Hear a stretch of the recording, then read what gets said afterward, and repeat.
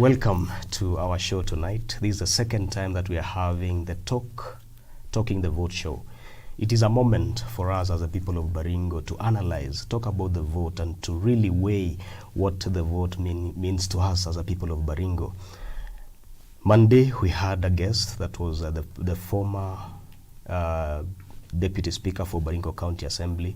And tonight we are hosting the Majority Leader of the County Assembly of Baringo. He's also the MCA for Lembus Kwen Ward. We'll also get to know where does Lembus Kwen, Lembus Perkera, and the Lembus itself, those three words that are quite of a challenge to really try and understand. And not forgetting, I'm your host, Komen SK. Karibu sana.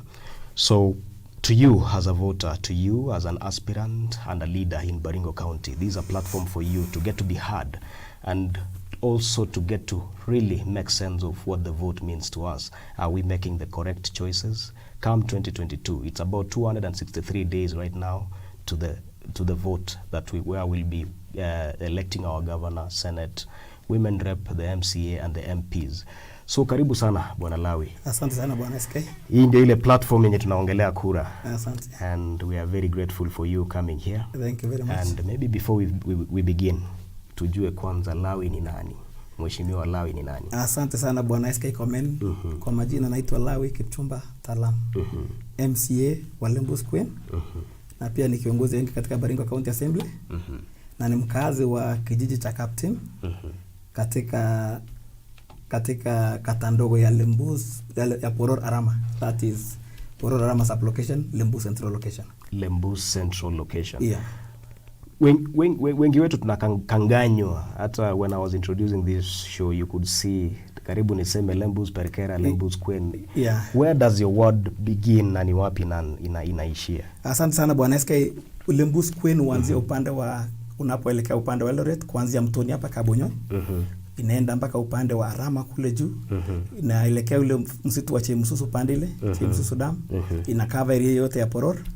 Inakuja pia mpaka upande wa Kamkoech, alafu inapakana na Perkera katika mto wa Perkera River. Okay, do you have a share of the town? No. Oh. The only share of the town we have is Kabonyo. You are not lucky to have the town. But up there, all the way from Moringo to Poror to Sigoro to Kiptuno, that's where Lembus Kwen lies. But I understand Moringo is the Lavington of Eldama. Yeah, so you have an estate called Runda in Moringo. Okay, yeah. That's a good thing. And having to understand, maybe Lembus Kwen, where does it begin? Lembus Perkera now. Do you munapakana na Lembus Perkera? Yeah, tunapakana Lembus Perkera. Where's the border? The border is the Perkera River.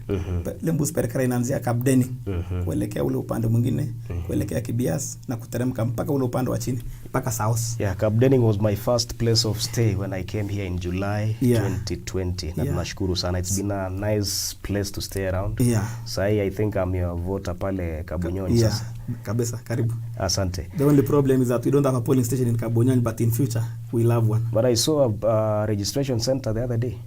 They were just from Moringo. The polling station existing now is just but Moringo. But in future, when the review commission comes, we'll ensure that we have a polling station at Kabonyo. Lazima tukue nayo. Yeah. Now, tumeguzia registration ya kura. I think that's something we'll come to talk about later. But before we go to that, kabla Lawi ya kuwe MCA, what were you doing before that? Bwana SK, mimi nimekuwa hustler. Tangu nilipomaliza kidato cha 4 1997 katika shule ya upili ya Maji Mazuri. By then ilikuwa girls, ilikuwa Maji Mazuri mixed. Nikaja nyumbani nikajifunza biashara. Nilikuwa na interest ya kwenda university by then. Lakini ilikuwa ngumu sana kujoin university wakati huo. Walikuwa wanataka C+ ya 63. And I think I had 59. Nika give up, nikaambia mzee, mimi sasa mambo ya kusoma mzee, wacha niweke kando kidogo. Nikaanza kuhustle, nikaanza biashara ya kuuza mawe. Kuuza mawe? Yeah, mawe ya kujenga haya building blocks. Kaanza kakware kangu kadogo, kapeleka mawe kule upande wa Eldoret. But siku hiyo wakati serikali ilikuwa nzuri, tulikuwa tumepewa kipande cha forest. Tulikuwa tunachonga mawe kule, tunapeleka Eldoret, kusaidia wale watu kule Eldoret kujenga. So ikawa biashara haikuwa mbaya, lakini wakati serikali ya Kibaki ilipochukua usukani the year 2002, forest zote zikafungwa. Mambo ya kware ikawa ngumu. Kaanza kufikiria biashara zingine, kafungua hoteli, kafanya nini. Mwaka wa 2005, 2006 nikaajiriwa na former minister wa East Africa Mheshimiwa Musa Sirwa. Nikawa katika ofisi yake ya siasa. Na hapo ndio niliweza kujulia mambo ya siasa. Nikawa wala vijana wa kutumwa, angalia diary, kesho nitaenda wapi, kuna mchango pale tupeleka. Na katika hiyo harakati nikawa na interest ya politics. I see. The year 2008, 2009 hapo, baada ya Mheshimiwa Sirma kushindwa, nikakaribia biashara ya mbao. Na nikaikaribia na nikakuta kwamba iko biashara mbaya, nikaweza kuifanya. So nilipofanya hiyo biashara yangu ya mbao mpaka the year 20, nimesahau 2002 nilisimama kiti cha udiwani. The year 2002. Councilor. Wapi ward gani? Ilikuwa inaitwa Poror ward. Poror ward. Siku hiyo nikaweza kumenyana na wazee. Nikaja namba 3 katika tikiti ya KANU. Siku hiyo ilikuwa lazima ukate life member ya KANU. Na nikawa na life member ya KANU by the year 2000. Life member? Are you still a member of KANU? No, KANU tulitoka. Okay. So nikaanza biashara ya mbao mpaka juzi wakati 2017 ndio nikawa na interest ya hiyo siasa bado yenye nilikuwa nimejaribu, na nikaamua kung'ang'ania kiti cha Lembus Queen na nikashinda. Yeah.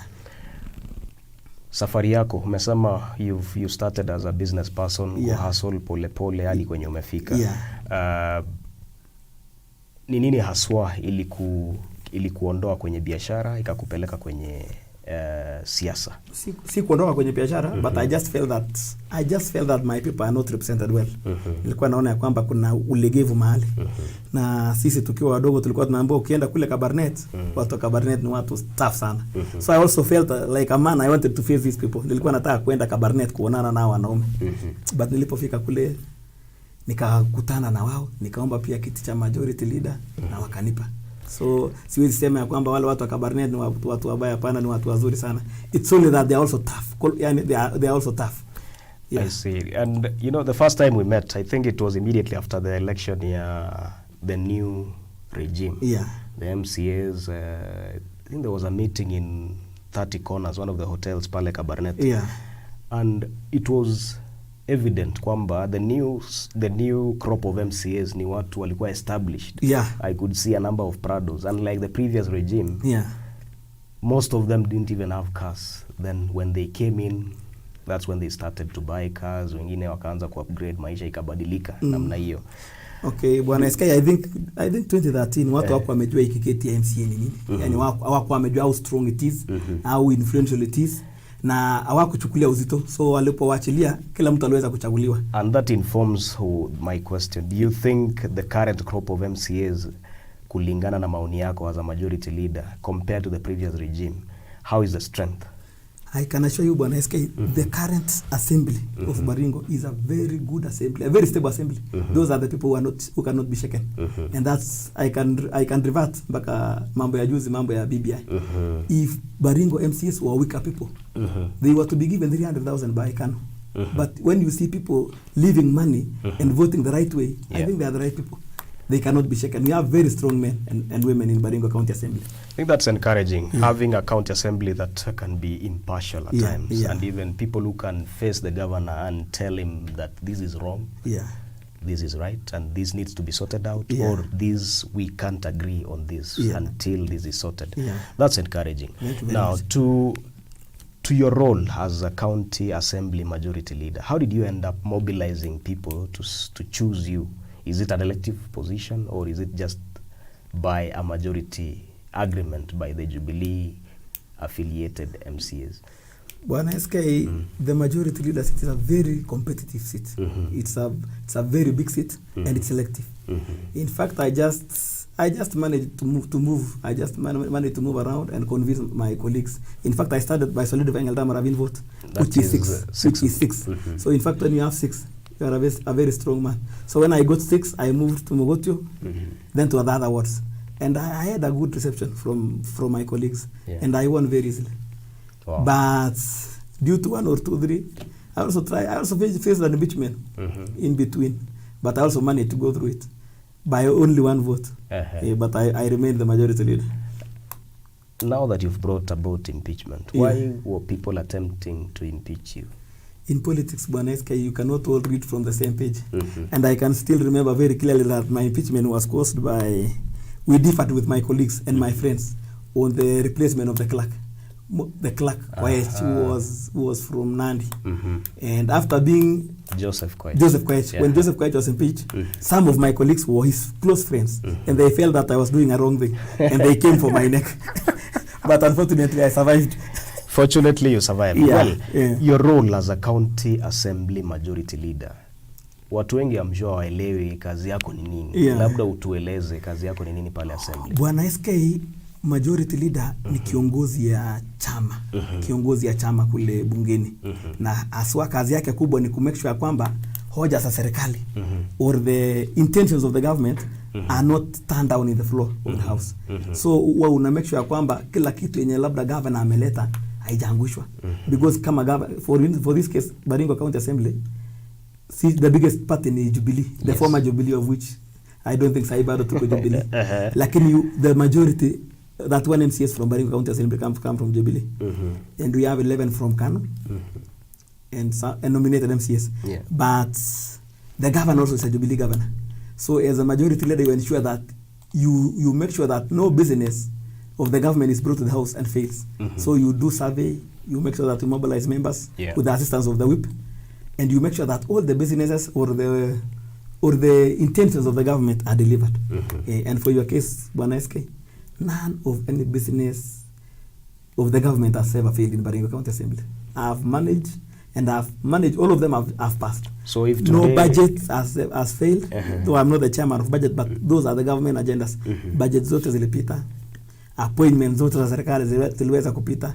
Hakuna hoja hata moja Baringo County Assembly ya serikali ambaye iliweza kuanguka wakati wangu. Lakini mliangusha BBI. BBI hiyo sasa si ya serikali. In fact, tulikuwa na problem. We had a very big problem because wakati wa kuangusha BBI, most of my MCS huwa tuna agree before to fight. So most of the time huwa tunasemanga ai.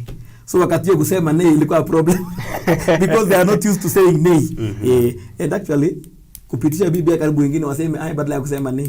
But do speaker alikuwa anaelewa akasema the nay serve it. What has been, ni nini ile unasema as a majority leader has been your biggest achievement at the County Assembly of Baringo? I cannot point out one because kama kungekuwa na changamoto labda biashara hii ilipita, hii ikupita, ningesema niliachieve kwa kupitisha hii. Lakini nakwambia Bwana SK, hakuna hoja ya serikali hata moja bungeni imeweza kuanguka. So, na hiyo ni kupitia ati huwa tu we differ, lakini una lobby. You lobby mpaka hata ukijua hii biashara haitapita, una post kwanza, ukifika mali inaita house business. A majority leader anakuwa kiketi nini, anakuwa kikao inaitwa house business, ambaye kwanza mnaangalia hoja before ile kwa floor. So ukiwa majority leader na usense ya kwamba hii kitu ni kama haitapita kule kwa floor, una make sure kwanza umekanyangia kwa house business isiletwe kwa floor. Because any business ikianguka ni serikali imeanguka. And I've really assisted the government of Kisii. Hakuna kitu hata moja. We have given them as an assembly a total support, the best support. I see. So if today Kisii, God forbid, gets a tough competition, nyi mtasema kama Jubilee MCS, we did our part. You did your part. Well, does this seat of the county assembly majority leader, what privileges does it come with? If today I'm elected at MCA, what would make me go for this seat? One good thing with the majority leader is that you have influence. You have the influence in the government. You sit in very many committees. At least the difference, the allowance difference between the majority leader and the other MCAs is a difference of 4,000. A chairman of a committee earns 26,000 as a responsibility allowance, but the majority leader earns 30,000. So it's only a difference of 4,000. But the only advantage that majority leader has is that he can sit in many committees. You have to sit in house business. You have to sit in liaison. A liaison is a committee of all chairs. So the majority leader is the vice chair. And then you sit in procedure and rules. That's where the disciplinary of MCS is being done. You have that advantage of sitting in many committees. That's the only privilege of the majority leader. Okay. And as looking at sitting in those various positions, you've said umeongelea pesa kidogo, and I think that would be something of interest. Allowance. A chairman, 26,000. as a yani ukiwa na responsibility allowance, after salary unapata allowance ya per month ya kwamba uko na responsibility ya kuwa chair. So you are added an extra 4,000. Okay. Yeah, any chair is added 26,000. How much is an allowance for an MCA, normal MCA, who's just a member of a given? Allowance of any MCA is that you are paid per sitting. Any sitting you just sit in a committee, you are being paid. Okay. Yeah, but a smaller amount than the chairman. I see. Yeah. Well, outside that, we've understood the role of a majority leader in the assembly. Before I also forget, Bwana SK, a majority leader is a chair of a select committee called selection committee. In this selection committee is where you plan that such particular MCA sits in a certain committee. So that's where you can be able to reward your foot soldiers. I can say, Mr. SK, because you are my foot soldier and you made me get my seat, I'll make sure that you sit in budget or you sit in finance, or you can also sit in roads. That's the majority leader chairs that committee called selection committee. I see. So with that privilege of being closer to the MCS and having that command is when you can have that influence in the house, because a majority leader with the help of the whip can whip you from that position. Now, talking of influence, and you're an MCA for the Lembus Queen ward. Yeah. Out of your influence, what can you say about how much has Lembus Queen benefited from your position as a county assembly majority leader? Bwana SK, in politics you cannot just anika everything. But I can assure you that my ward has benefited a lot from my position. Yeah. Have in mind that I'm also a member of budget committee. Being the chair of select committee, I'm also a member of budget committee. And being a member of budget committee, you are able to assess, you are able to sit with other people while allocating funds. So if today mpiga kura pale Kabunyonyi akuulize wewe kama majority leader umetofanyia nini? Ameacha kuangalia wewe kama MCA, sasa amekuangalia kama majority leader, utamwambia nini? Kama mtu ya Kabunyonyi naweza mwambia labda hakukuwa na pesa ya barabara ya Kabunyonyi, lakini very soon utaona barabara ya Kabunyonyi kwenda mpaka kwa Tumo ikiundwa. Kuanzia kwa Tumo mpaka kwenda kwa Pastor Michael Bomet itaundwa very soon. Pia wataona barabara ya kutoka kwa Mzungu panaitwa Sunrise Acres mpaka pale panaitwa Soweto ama Sainet ikiundwa very soon. Hiyo sasa naweza sema ilikuwa ni privilege yangu kama majority leader. Haikuwa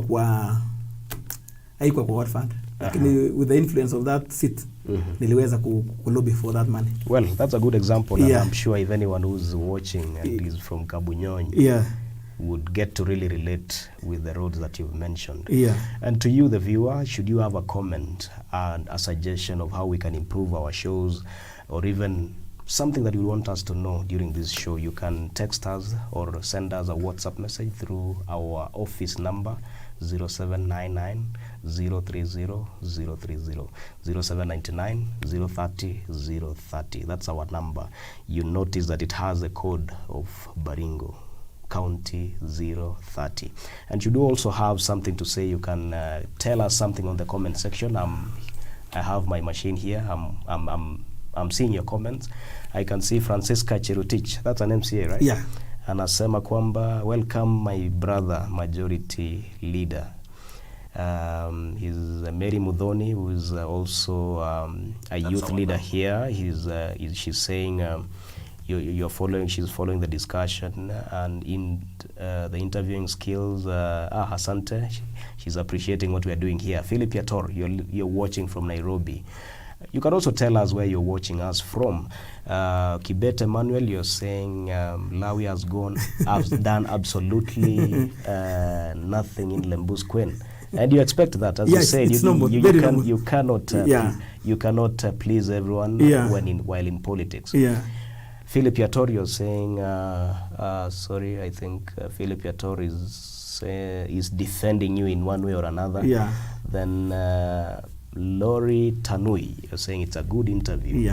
We still have quite a number of minutes to discuss this. And so, should you have any comment, any view, any maoni yenye uko nayo kuhusu hii mjadala wetu tuko nayo hapa na majority leader wa Baringo County Assembly, you can send us Go to the comment section, leave your comment there. We'll be able to acknowledge, or give a WhatsApp message. We'll be able to select or rather pick it and read it out. Now, you've talked about having the privilege, and you've pointed out a few things that a majority leader has. Now, to your Lembus Queen ward. I've been here for about a year, and I see a very unique behavior or a phenomenon among the MCAs in Ravine. A week will not go before I see you in one of the joints. Mnakunywa chai, mnakula lunch.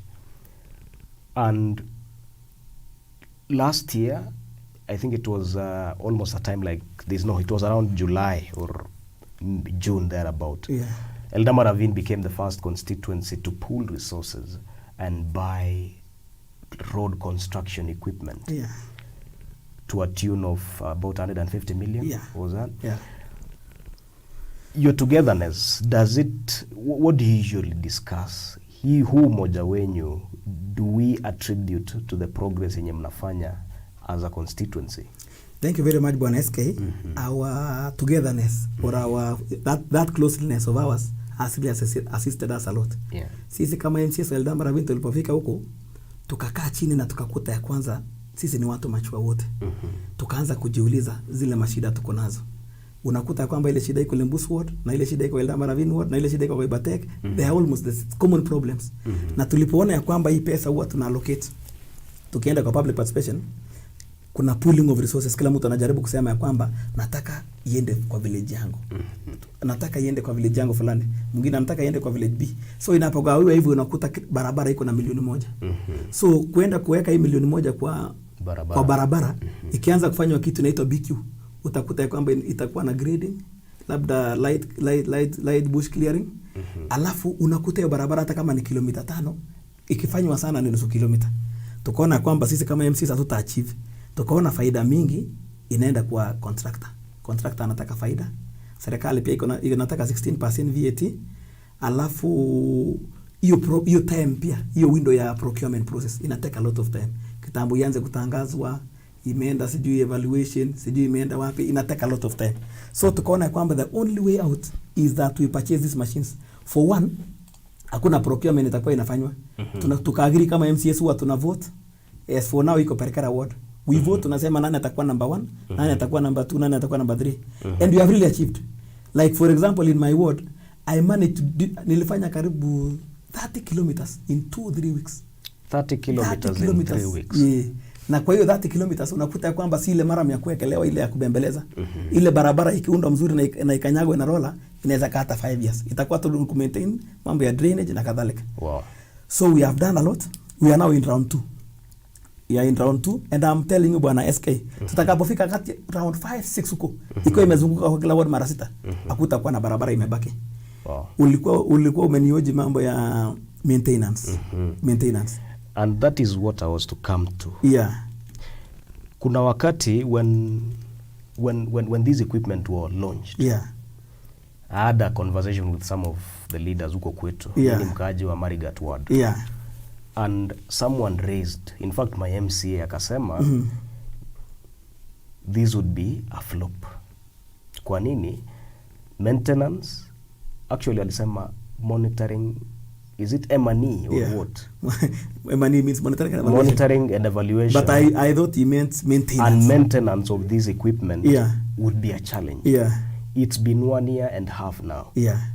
How are these equipment and what have been the challenges as the county or rather the ward at the ward level maintaining these machines? Nakupata Bwana SK, the only problem ile tumepata ni intolerance from the voters. Zikiwa upande wa Lembus Queen, wakazi wa Ibatek wamelalamika. Zimekaa Lembus Queen sana. Zikiwa upande wa Perkara, but hii round 2 at least tumepata time ya kufanya kazi. Na maintenance. Maintenance ni rahisi sana. These are new machines. These are very new machines. Ile kitu inataka tu ni tire. What you have been buying is just but tire na service. A new lorry can work for 5 years bila kusumbua. And as we talk, huwa tunaweka pesa. Tunaagiri kila MC aweke milioni 8. Kwa hii milioni 8 tunaweza weka milioni 5 ya mafuta kwa kila ward, tunaweka kwa pool. Alafu sasa tume advance Ikikuja kwa ward yako tunaweka kwa red mark, umeanza na pesa fulani, utamalizia pesa fulani. Ndio tuone ya kwamba if you are lucky because somebody like Obote from Perkera is very lucky, the Maram is just at the doorsteps. So kama Maram iko karibu na kwako, you'll be advantage, utafanya barabara kubwa. If you come from the far end, like someone like Ben Koech from Timbarua, Torongo there, Maram kwake iko mbali kidogo. But utakuta ya kwamba it is more profitable than mambo ya contractually mambo ya contracts. Yeah. Contracts inateka a lot of time. Usikutane na contractor yule sumbuvu, atapata barua na akuje kwa site. Like for now, SK uchumi imeharibika sana. I have 4 ECDs kwa ward yangu. Tumepea barua contractor, ashachukua acceptance letter ya kwamba yeye ni contractor na amepotea. Because ataanza kwanza kwenda bank kuomba loan. Hiyo time ya kwenda kuomba loan kwa bank, raia huko anakusumbua. Tumekwama, tumefanya nini? And I hope ajalipwa because there are quite a number of ajalipwa. Nobody in Baringo County can be paid without doing the job. Never. Okay. Lazima kwanza ikuje ifanywe kitu inaitwa lazima akuja assess ya kwamba umefanya, ipigwe picha na nini. Nobody can be paid bila kufanya. Well, on the roads, I think that sounds like a good deal. Can you advise other counties or other sub-counties to adopt your model? For your information, SK, wakati watu sisi MCS Ravine tulipoanza kufanya kazi, because unajua kila mtu is very proud of what he's doing. We have been taking photos, we have been posting. In fact, our MCS came, our colleague MCS came pleading to us that don't finish us, jamani. Tumalize because by the moment we post, unatumaliza kule kwa ground. And as we talk, SK, Baringo South, Honorable Emlem, Kipruta Kimoso, Honorable Parsalach, Honorable Parkei, I think their machines have arrived. They have also bought a grader, 2 lorries or 3 lorries and an excavator. So from being a critic to an adopter, the same idea. Baringo Central they have bought their machines. They have a dozer, they have a grader, and they have an excavator. So as we talk, people are going that way. And I'm telling you, Bwana SK, we go this way, in the next 10 years, we'll never have any problem of roads in Baringo County. We'll only be addressing other issues. Well, on estimate, you said you built or rehabilitated over 30 kilometers of roads in 1 week, in 1 month, was it? On estimate, ward yako umeunda barabara kilomita kiasi ngapi? Na estimate kwa nimefanya 30 kilometers. In total. And I'm telling you, 30 kilometers ingefanya valuation, kama ingekuwa ni contract, I'm telling you ingekuwa 45 million. Within 1 round. I'm now waiting for the second round. And I'm sure I'll do another 25 to 30 kilometers. So unaona, within that, kwa hii time yangu, nitakuwa nimefanya barabara, labda value that, say 40, give an average of 40 million. Nitakuwa nimefanya kazi ya 80 million. Na hii 80 million, nitakuwa nimetoa capital ya 25 million ya kununua machines peke yake. Alafu hii maintenance kidogo. Due to that, Bwana SK, I have managed to save. Mimi sasa kwa ward yangu nilimanage to save because pesa mingi iende kwa barabara, anapeleka zingine kwa maji. And I have managed to save kwa mambo ya empowerment. As we talk, I'm awaiting things. Yani, na wait for valuable things. Cows, heifers. I'm ready to buy. I'm now purchasing heifers for youth groups and women and PWDs. Heifers. Those are dairy cows. Out of the savings that you made? The savings I've made from the roads. I'm purchasing chicks. I'm purchasing tents for the youth groups and women so that they'll be hiring them and better their lives in their rural areas. That's a good thing. But before we go to that, so that we can appreciate how much you're saving and what these savings can go to. What would be the cost of constructing a 25, 30, let's say 60 kilometers of road if you were to use a contractor? I'm telling you, Bwana SK, if you were to use a contractor to make those 60 kilometers, put an estimate of around 1.5 to 2 million per kilometer.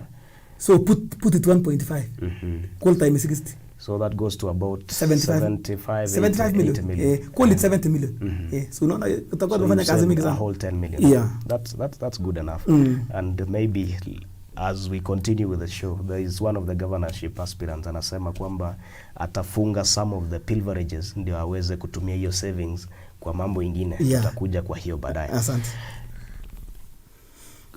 I'm sure you have data of the whole constituency, yani the wards that you coordinate among or rather with your colleague MCAs. on average hii constituency ya Ravine mumejenga barabara kama kilomita ngapi?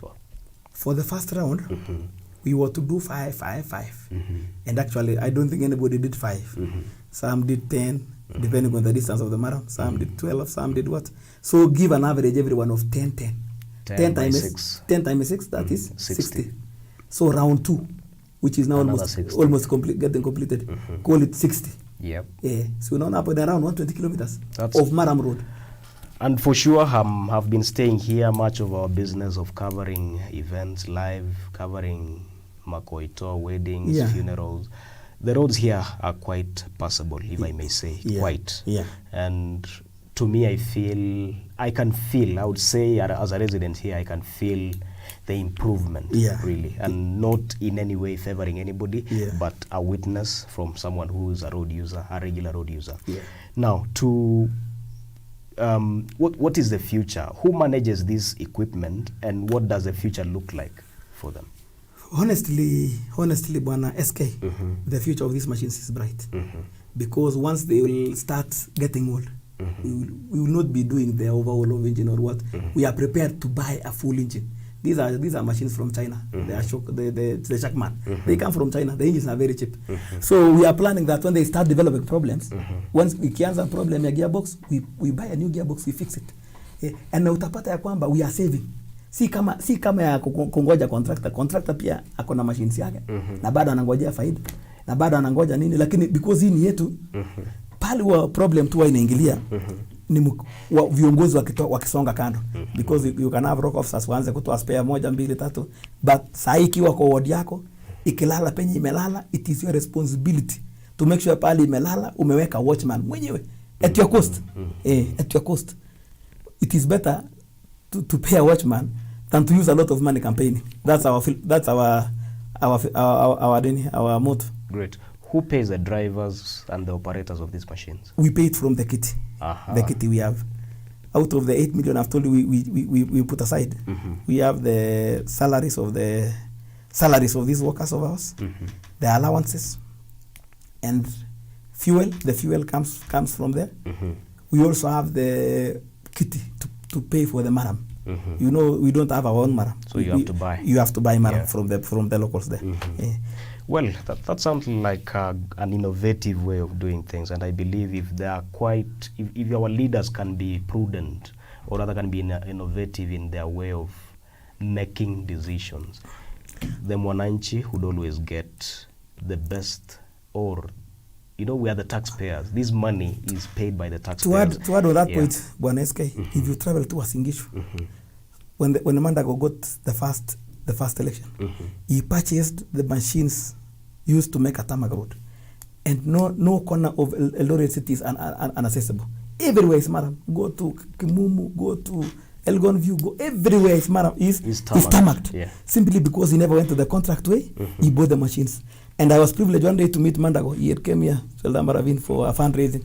And once I whispered to him that we have purchased machines, he told me, Heko, that is the way to go. He told us I've done it in Uasin Gishu, and it is perfect. Well, I think up to there, you've gotten much of what the Mheshimiwa of Lembu's Queen has done with regards to building roads. And we are going to take a short break. When we come back, we'll get to give him an opportunity to give us an overview of what he has done during his first term, so that we can graduate into maybe talk about the county politics and a little bit of the national politics before we close the show. So we are going to take a break. Stay there. See you in a minute or two.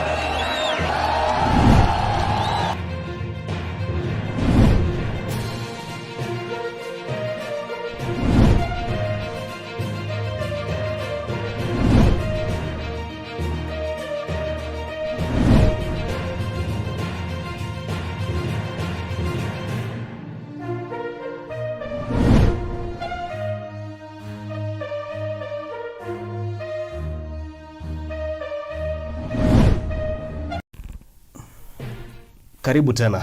We continue with our conversation. Before we left, or rather before we took a break, we were talking about how much the decisions of the MCAs in Ravine, led by the majority leader, has transformed the road network in the constituency. And maybe before we shift to the politics of Baringo and maybe the country, you can take like 2 minutes, give us an overview of what you're doing for the people of Lembu Square. I think the road network was something that was of concern to me, because I also wanted to learn of how this innovative way of doing things has transformed the road network.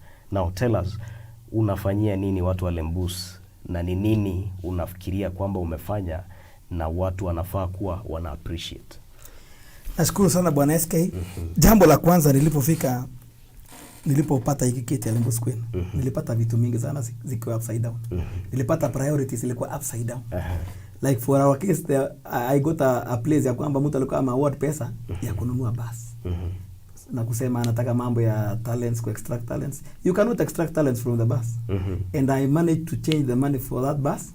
Na nikaunda viwanja vya mpira. Nikaunda viwanja 7. And as we talk, we have 7 good fields in Lembu Square. And as we progress also, I'm going to supply them very soon with full uniform, mpaka boots. Waanze kucheza sasa kwa hiyo mauwanja na itaondoa mambo ya idleness kwa mambo ya vijana. And also build talent. And build talent. I think we have 2 players who are playing at a national level. There is Lawi Kipchumba. I think he plays for the KDF. And then there's another gentleman, I'm forgetting his name. So we have another one playing for Lindsay from Poror. He comes from Poror Mote here. Poror Mote. From this club. From this club of Poror Mote. So nika decide ya kwamba wacha nianze kwanza na infrastructure. And I did that perfectly. Zile projects za maji nilikuta zimehang. And I was not sure kama hazitafanya. Like one I have seen on mambo ya inaitwa Tuigoin. Nilikuta ya kwamba ilikuwa underway. Nikafuatilia mimi mwenyewe, and as we talk, people who had not seen tapped water, hawakuwa wameona tapped water, are now drinking very clean tapped water in Lembu Square. Pili, nikakuta kwamba kulikuwa na mabiashara, kuna mabiashara zingine ambazo si amana sana. Kwa unakuta mabazi yamefunguliwa mpaka kijijini. Nikazifunga zote. Ba. In the name of revenue account. Nikazifunga zote, and as we talk, we don't have a single bar in Lembu Square, and that's what I'm proud of. Wait. You closed bars. How did you even go about it? Because I can imagine the backlash. I ensured that everything, public participation is being done.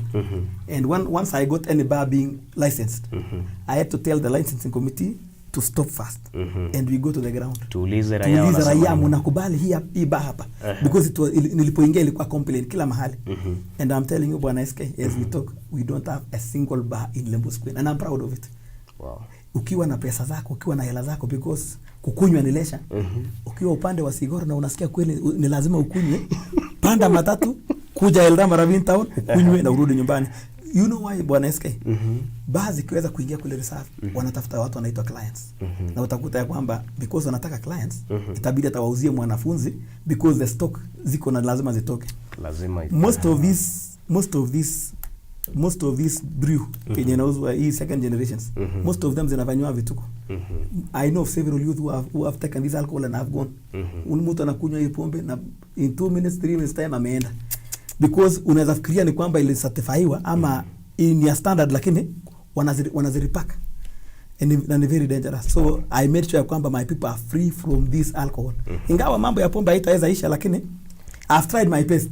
The only problem ile sasa tuko nayo ni mambo ya changa, hii mambo ya 10-10, hii mambo ya nini. But I think sisi wote kama viongozi tukishirikiana na viongozi wengine, MCA akishirikiana na chief na washirikiana na MP ambaye the core mandate yake ni mambo ya security. Tukiweza kufanya kazi wote kwa mrengo moja na kuambia Ravine ita change. Well, mambo ya pombe, I think that is a good move because it's a serious issue across the constituency. When you go to a rally, you go to a baraza, there is always an AOB or even a main agenda, how to reduce the level of drunkenness among the youth. So you're investing in talent. You've graded, or rather you've graded the fields. you're reducing alcohol consumption. What else are you doing for the people of Lembu Square? I'm now focusing on empowerment. Empowerment. What kind of empowerment? You make sure that each and every youth, at least each and every group wako na kuunda umoja mbili ya kuchunga. Kuliko kwa idol. Something that is revenue generating. And I'm now focusing on Lembu Square Revolution Fund. That Lembu Square Revolution Fund. That sisi kama Baringo County MCS, we've passed a budget, we've passed a bill ya cooperatives. Na inatukubalia sasa tuweke pesa kwa vitu kama sako. What does this revolving fund do? I'm now planning from the savings to take some amount of money and do with a bank. We join to any bank that will agree with us to manage this fund for us. And from that kitty is when youth can come and borrow the loan with a very small interest and then return it back with a very small interest. That money will be revolving. That's what I mean by revolving fund. Well, we heard of this during the previous regime. I was a very active youth then when it came to county government, running of the county government, doing social audit in partnership with some of the organizations. And there was a suggestion by the governor at that time to introduce a revolving fund. How sustainable is it? For your information, it is very wrong to give out money on a political way. So I think the problem that happened that time, I am aware of what happened. The money was being given out on a political. Ilikuwa tu ni mwanasiasa ameleta pesa. Lakini ikifika mahali utachukua pesa kutoka kwa bank, my friend. Itabidi uache mpaka security ama ikuwe ile ya kusaini, unasainiwa na unapewa collateral. Yani unasainiwa na guarantors. So you are banking on the financial institution to control the lending. Yeah. With that one of the previous regime, I know of a place who never returned those money. Tiati took it and took it. Ilichukua kabisa for. Na sasa ikakuwa kama hii ya Uwezo Fund.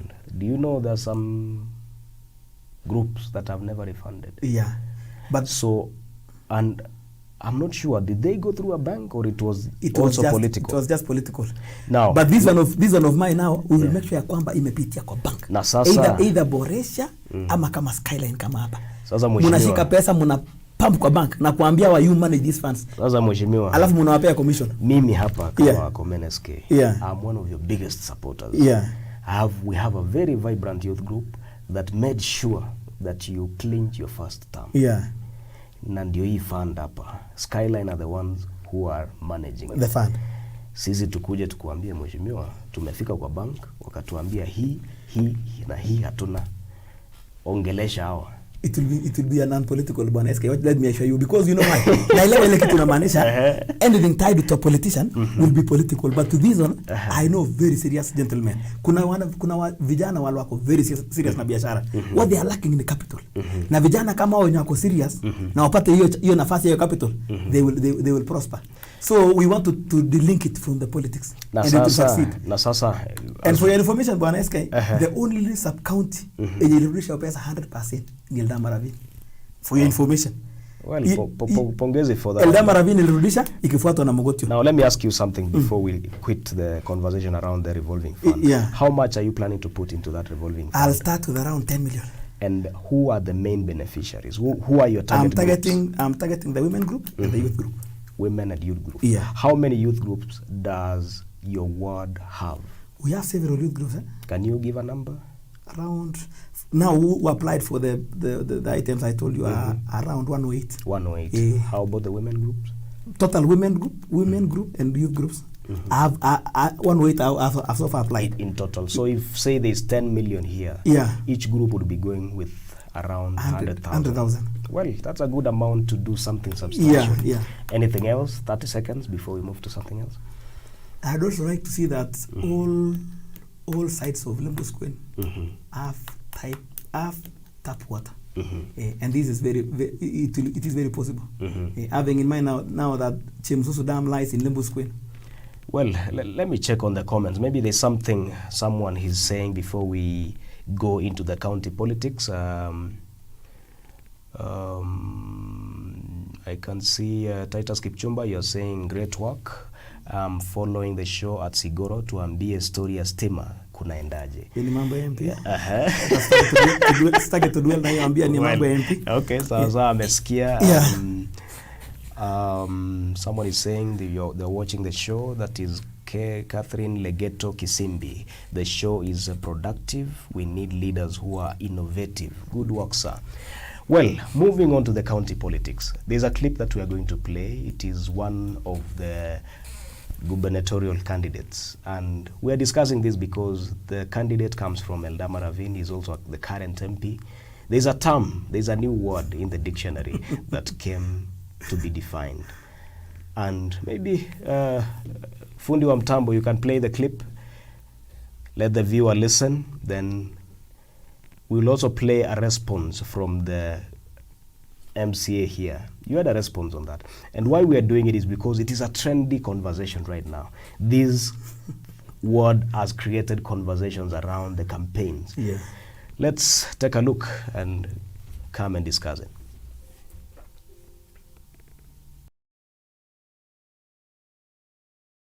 Wamwachi tanya orerie na orerie million pokol tisap engenyi chebo ponwek kokuyan bichu wa Baringo egu gavana sayuet tanya lesenet ko lugolen ako gavana no mi gine gererio teta ko loiwet teta mo ayuet tanya ako ayuet mai wet ko nyan to kana ka bai gai watin je da tapte gotillo ni gau TMC ayuet tanya otinya ko setemet magiti jawra ay ole sai kita bebor sai yotwe seteman goro magimwa gi negile kijwete kijiroi mamwa muren kele kijwete magimwa giyo oripke Baringo. Tunajua mambo ni mengi. Tunajua siasa inakaribia na tumeweza kuona watu wakizunguka kila kona wakiomba kura. Ningependa pia kuambia rafiki yangu wa karibu sana Mheshimiwa Moses Resonet ambaye amefanya kazi kwa tamu ya 3. Ikiwa uko na haja na hii kiti ya governor Mheshimiwa Resonet, uza sera. Hapana uza siasa ya chuki, hapana uza siasa ya fitina, hapana uza siasa ya porojo, hapana tumia propaganda. I just want to clarify to you ya kwamba ile pesa assembly budget yote inapata ni 700 million. So nikisikia ukiongelea hii 700 million, mara ayuete teta, mara sijui waliain, the 700 million you are talking of ni mshahara ya wafanyikazi, ni mshahara ya MCAs, inanunua mafuta, mambo ya recurrent na kila kitu. So hiyo budget yote unaongelea ni mambo ya assembly. Na kila kitu iko na kazi yake. Uza sera zako Mheshimiwa Lesonet. Uza ile kazi umefanya Eldama Ravine. Sisi kama wakazi wa Eldama Ravine tunajua ile kazi umefanya na tunajua ile hujawahi fanya. Kwanza tunajua hujawahi weka lami hata mita 2 Eldama Ravine. So uza ile kitu uko na plan ya kufanya. Lakini sio kuuza fitina. Mara wengine sijui ameenda trip, sijui ameenda wapi. Mimi mwenyewe nimetoka Greece, nimeshuka jana na siaibiki. Ile kitu nimeleta huko nitakuja kufunza watu yangu.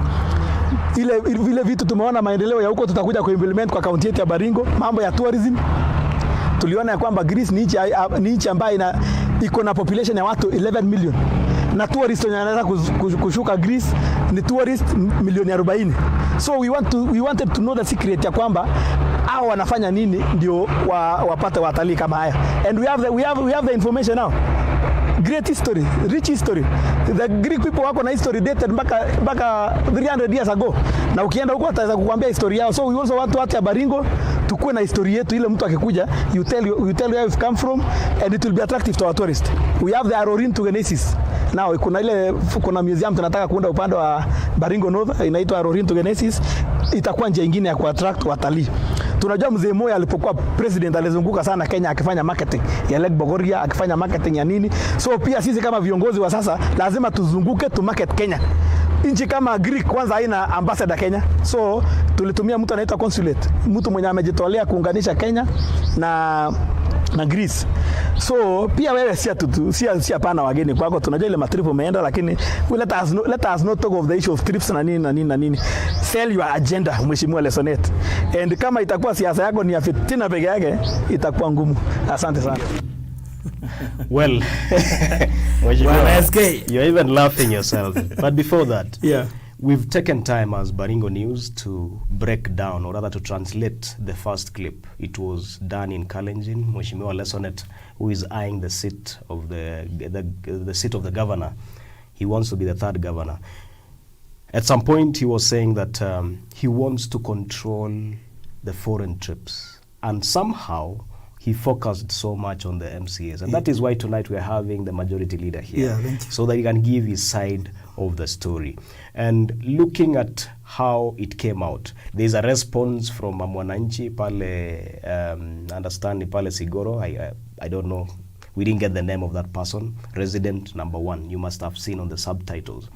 And the first resident is saying, "Atuna stima, unasema you will control." Kuna hiyo word wanasema yuet. Maybe to define, I'm also a Kalenjin and understand that. Yuet is the act of smearing wet cow dung on the tits of a cow to control the ndama, to discourage the ndama, or rather to discourage the ndama from suckling from that cow. And this is figuratively used. Mheshimiwa is saying that he wants to reduce the foreign trips. And in a rejoinder, wewe ukakuja ukasema, Mheshimiwa, wachana na propaganda, omba kura. What is your take about this narrative of controlling the foreign trips? And as we go into that, maybe you can clarify budget ya MCAs ya foreign trips ni kiasi gani? Mheshimiwa Lesoneta anasema ni 700 million. Ni shilingi ngapi? Asante sana bwana SK. For sure, hata ukiona hiyo clip yangu niliongea, I was very angry. Simply because Mheshimiwa Lesonet is talking pure lies. Very pure lies. The budget for Baringo County Assembly is not even 700 million. It is 689. That's as per the ceiling. That's the entire budget. The entire budget of the county assembly. To cater for salaries. In allowances, the fuel, the office stationery. We have the electricity bill, the water bill. So how much goes to trips? In fact, both local and foreign. In fact, the last, because I'm a budget member also, we use around 9 million to 12 million for foreign trips, and it is their right. Honestly speaking, it is the right of MCS. We have to do what is called benchmarking. We do benchmarking. You don't expect a leader to be as equal as a village man in the village. Who will teach the other one? Kiongozi akiwa ana hiyo ujuzi ama hajawahi ona hiyo kitu. Tutakuja public participation tuseme tunataka weka pesa kwa milk plant. Tunataka weka pesa kwa kitu fulani, na kiongozi mwenyewe ana idea. So these trips will lead the other one are for purposes of capacity building. Kama wewe kama majority leader, how many trips have you gone? Asante sana bwana SK. Na uliponita interview and na siku hizi nimekasirika sana. I always work with my passport because Mheshimiwa Lesonet anajaribu kuenweka propaganda mpaka kwa kijijini kule naanza kuitwa balozi. Ati Lawi ametembea Tanzania mpaka askari wa traffic wakamuuliza, wewe unafanya kazi gani? Wewe ni balozi ya Kenya kule Tanzania? That's a pure lie. Sasa umetembea ngapi? I've traveled to Arusha for only 2 times. That is. And in total, how many trips have you? I've gone for only 4 trips. 4 trips. Only 4 foreign trips. Foreign trips means going overseas. This for Tanzania is called a regional trip. So I've managed to go to Tanzania twice, Singapore once, and Greece. The recent trip once. Why did you go to Tanzania before you show us evidence? Tanzania, we went there to benchmark story ya tourism. Wakati ya mambo ya COVID, tukakuta kwamba Tanzania inaendelea na tourism, and they are still fetching a lot of money from the tourism sector. I hope you heard Suluhu saying, you know, when this COVID issue started, Tanzania never closed their country. And tourists were going there, so we wanted to see how do they do. And what did you bring to Baringo that has changed? Did you manage to bring anything? In fact, change haikuanga safari moja bwana SK. Change huwa ifanyike safari moja. Source kubwa ya Baringo inakuanga tourism. Na sasa wakati sisi tulipofunga mambo ya tourism hapa Baringo, tulipofunga mambo ya mahoteli manini ya COVID, revenue ikashuka from 350 million mpaka 150 million. So we have really lost a lot. So you have to look for ways of Singapore, what was the purpose of the trip? The trip of Singapore is that we are very much away kwa mambo ya historia kwamba Singapore ilikuwa ina loan Kenya by 1960. Kenya ilikuwa ina loan Singapore wakati Kenya ilipata independence. Singapore ilipata independence nyuma ya Kenya. And as we talk about SK, Singapore is imegrow kabisa. So we wanted to go and benchmark how do they make their money. This is the thing. Yeah. 2013, 2017. Yeah. I can remember clearly, even our governor then, alienda Singapore with some MCAs. Yeah. Nyinyi pia mukaenda with some MCAs. Where is the value? Kuna huyu MCA alienda na governor, na huyo governor pia akaondoka. Wewe sasa umeenda ukaondoka. When will the people of Baringo get to benefit from the capacity that you're going to collect there? That is something that I'm sure it is of concern to anybody who is watching this show. Yeah. But anyway, I can see now you are also dragging me to the issue of the trip. You are dragging me to the trip. I just want to say this, but and it is good to elaborate. Well, I've gone to Tanzania twice. It's good to see, madam. So you can use that camera to show you. Yeah. I've gone to Tanzania twice. Onesha hiyo camera mheshimiwa. Can see here. I've gone to Tanzania. Tanzania, that was on 25th November 2019 and 2021, 29th July. Are you able to get it clearly? Are you getting it? Unaiona? Haya. After Tanzania, this is the one for Ravine. This is the one for Greece. That is the one you're saying you're very proud. Yeah, I'm proud of it because what I learned in Greece is what I'm now preaching to my people nikiwa kule ground. Greece ni nchi imekauka sana, but they are very rich because they have capitalized on making wine. They grow a lot of grapes, they make wine, and they make money. And those are very serious ideas. And that is the reason why I was asking you, Mheshimiwa. Sichukulie ni kama I'm dragging you there. We want to implement that. I'm also a resident of Baringo. The fact that I'm leading this conversation doesn't mean that I'm a lesser or I should be very neutral. I should not be concerned about issues that are happening in my county. My concern is about the future, for example. You're an MCA now. The value or the knowledge that you've gotten from ile knowledge umepata pale Greece, how fast? There's something you want to show before we continue? I'm tracing the one for Singapore, but I went there in 2019. I've only managed 4 trips. I wanted to come there, and since time is not with us. Tarudi hapo, tutamaliza sahi. We only have 3 minutes to go. Yeah. What I'm trying to understand is it trips, MCAs wakienda, I'll be an MCA today, then I get voted out. What can we do as a county to ensure that the knowledge that I bring home is documented and is implemented? Bwana SK, wewe ukienda Greece, for example, do you document what?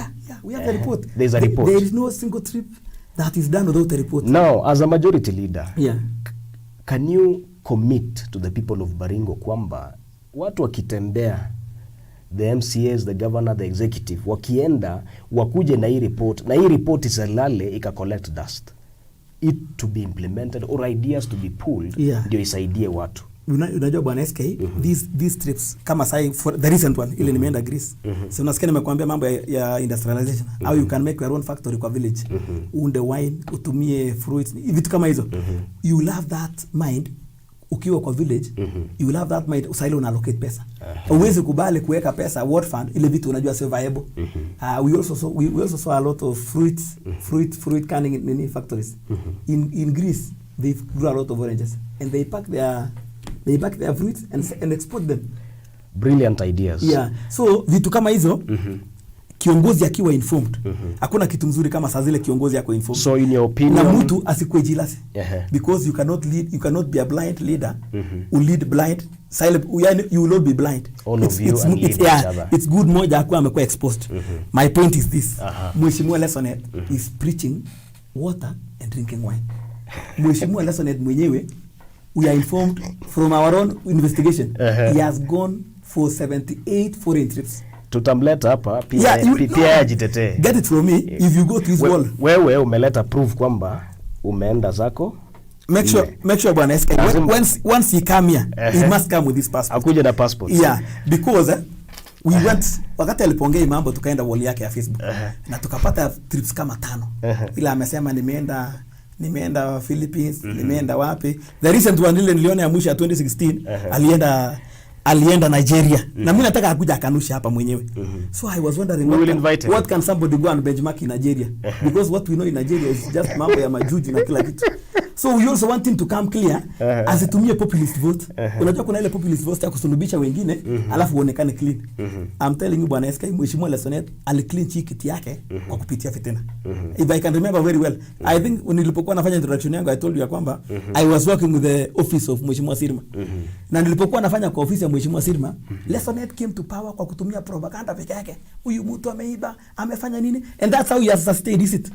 And I'm telling every time sustain kwa kutumia tu propaganda, amefanya, incite, amefanya hivi. Well, but anyway we don't have any, those are the past. We may not discuss much about him. I think it was clear it was purely around the conversation on controlling foreign trips. But for this one, as the majority leader, I will not allow him to come and demonize the assembly. The assembly are doing their good work. In fact, Baringo County recently was ranked number 3 nationwide. Kwamba it is a county assembly yenye inafanya kazi yake kulingana. We were number 3. So somebody should not come and demonize the assembly in the process ya kutafuta votes, because unajua raia wetu wanaweza penda sana that narrative ya kusema aiwete aliyoina. So I must come out clearly and defend my fellow MCS. Ukisikia kazi kama unakuambia bwana SK sisi kama MCS Ravine tumenunua machines. Unafikiri kwa hiyo miaka 15 Lesonet angeshika CDF yake na consolidate na kununua machines kama ya Manda kwa Lami, tungekuwa na Lami ngapi Eldama Ravine? Well, you've had your word, and I think our time has really gone. Maybe I can go through the comments before we discuss a little bit of the county tumalizie, then we go to the national politics. Not much of the comments coming up. Someone is saying, Edwin Bonyata, give the devil its due. Lawi has answered his question as expected. Kabisa. Well, we are happy, and maybe should you have any other concern, you can tell us where you're watching from and give us your comment on the comment section. And maybe with for the people behind the machines or other fundi wa mitambo, you can give me the SMSs if they are there. You can also give me the WhatsApp comments if they are there. Then we will read them out as we conclude the show. Back to the county politics. Yeah. Comparing the previous regime and the current regime, how can you rate the current regime where you are the majority leader? You've managed to pass all the government-related bills or any government agenda at the assembly. Umeskuma zote. How are you performing compared to the previous?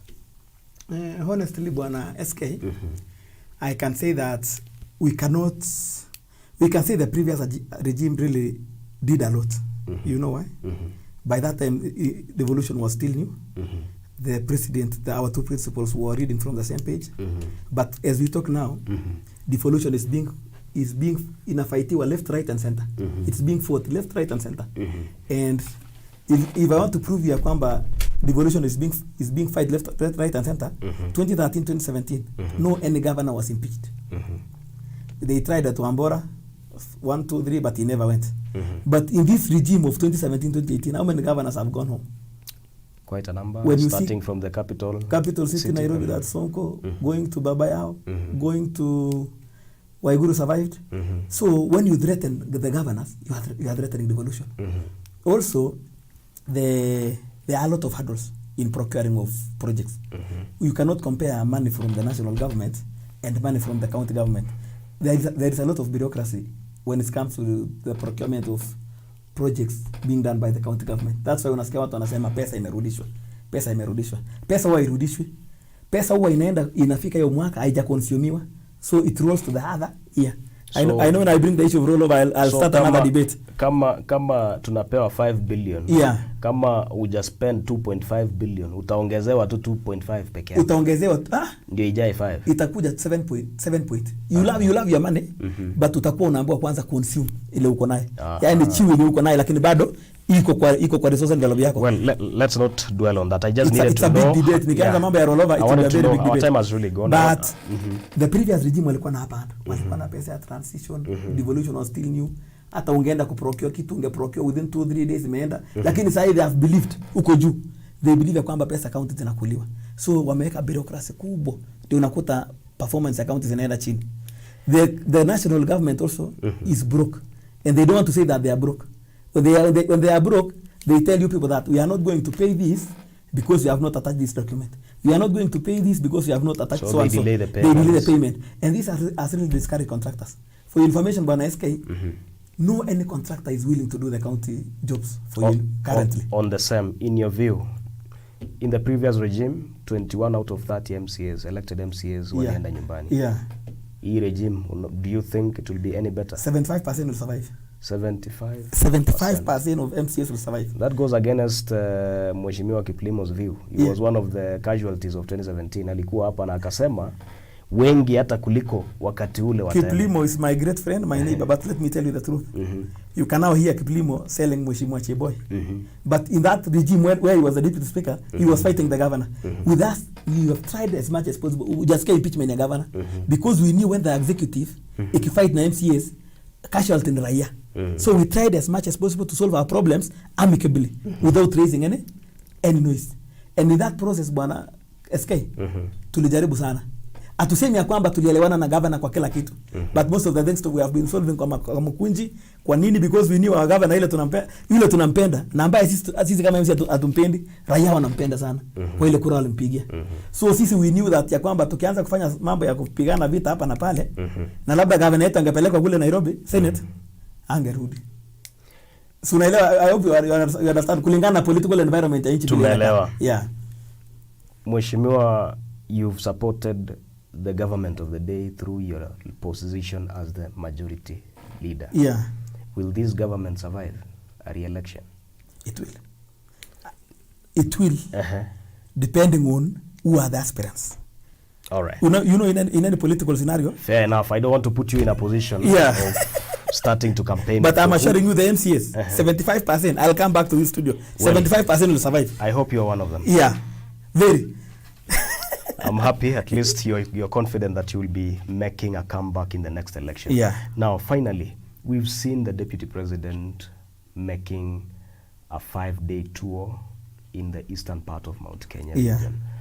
That is a section where Raila was about 3 weeks ago. Yeah. What's your take about the general perspective of his reception? Secondly, back to the UDA popularization in Baringo, we can see some level of intolerance. Mtu anaweka wheelbarrow Marigat, inashukishwa, inachomwa. Bwana SK. Pale Kabarnet, the same thing happens. Bwana SK, let none lie to you. And it is also the same thing that you are responding to when the Deputy President was in Nyanza. Yeah.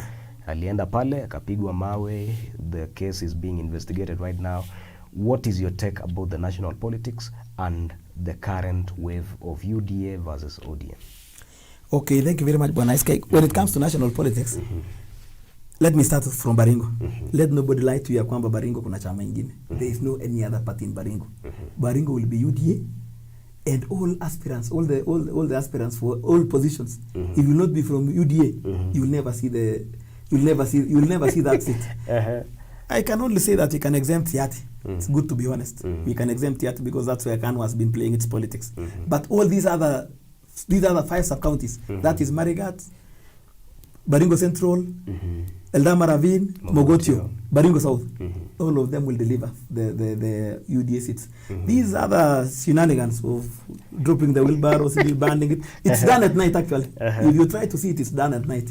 These are cowards. These are people who behave like witchcrafts. In fact, I'm telling you that's being done by Kanu Moors, and they are very few, by the way. In Kabarnet, I can tell you they are not more than 10 people. So UD is the party of the day in Baringo, and we are not ashamed of it, and I'm telling you we'll deliver in Baringo. Fair enough. When it comes to the Deputy President, we wish him well. The Deputy President is doing a lot. He's overworking. And I'm asking you because you've been a very serious defender. A staunch supporter of the Deputy President. Let him do his best. We are praying for him. Let him still have that energy he has. Let it still remain with him. But when it comes to the mountain, I think the only problem he has is the governors. And I think you could see him complaining of Kericho and others. Yeah, the governors are fighting him from the central part of the mountain, and the eastern part. But I'm assuring you that the mwananchi, the real mwananchi in this government, Bwana SK, hii serikali ya sasa, yule mtu anaumia kabisa ni mwananchi. I can tell you uchumi ya hii Kenya imeharibika na imegonga sana mwananchi wa kawaida. Na ule mwananchi wa kawaida ule wa wheelbarrow ule wa chini, they will never vote the Raila government. You know why? The Raila government will just come and it proceed as status quo. The Raila government will do what Uhuru wants. They will do what the likes of Gideon wants. So people have waited. Raila was a very good fighter from the word go. He fought for this country. He fought for amendments of sections of the constitution. But he has started to be a sellout. When you see now Raila moving with the dynasties, I mean, he's becoming a sellout. And I'm telling you, Ruto now has the support of those people from the ground who used to support Raila before. They are now with Ruto.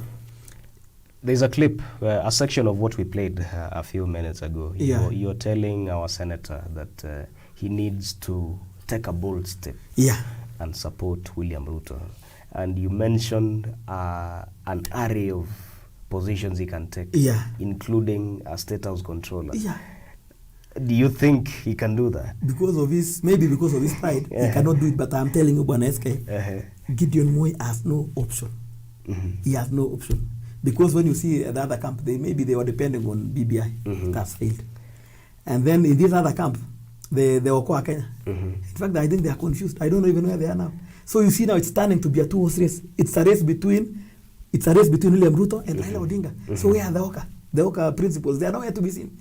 And actually, I was discussing with my friend somewhere, and they told me that it's as if this Gideon is being used to tie the Oka guys, because it's as if he's tying them for Raila to go and campaign.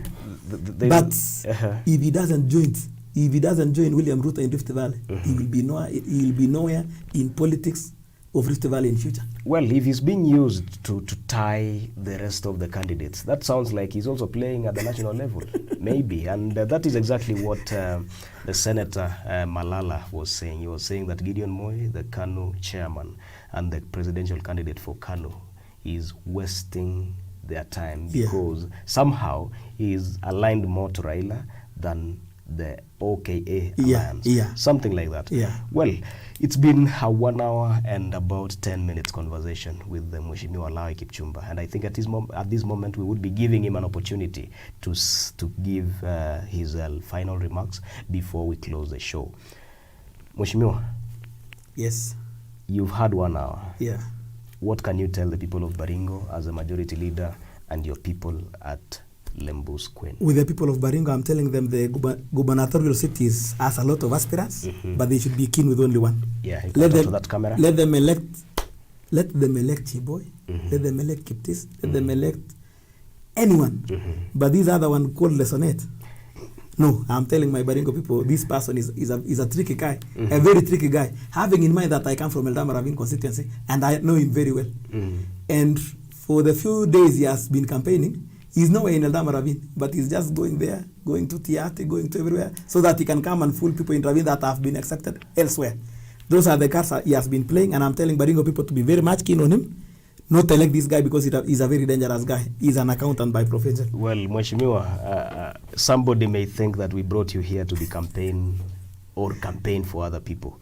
And maybe to our viewers, hayo ni maoni ya Mheshimiwa, and we gave him an opportunity to address you as the majority leader. Unaambia nini watu wako wa Lembu's Queen? Nawaambia kwamba bado watu wa Lembu's Queen wakumbuka. Maoni yangu ni yale. I'm still determined to work for you people, and I'll come and defend my seats. Asanteni sana. Well, thank you, Mheshimiwa, for creating time to be with us here. And to you, the viewer, thank you for sticking around for the 1 hour and about 10 minutes. It's been a very electric conversation. And this is just one out of the many series of the conversations we'll be having around the vote. We've discussed about performance. We'll be looking at how well these aspirants are prepared and what kind of manifestos do they have. This is the platform where these people will have an opportunity to express themselves. And us as Baringo News and Ravine News and the company Eblit Media, ours is to give you a fair opportunity to listen to them and also get to ask them questions, if any. And all this will culminate towards helping you, the voter, to know who your leader is and whom to vote when it comes to 2022 elections. It's about 263 days right now to the vote on 9th of August 2022. And this will be the platform to help you make an informed decision. It's been a 1 hour and 10 minutes. Thank you for being with us. I've been your host, Komen SK. Have a good night and see you on Monday.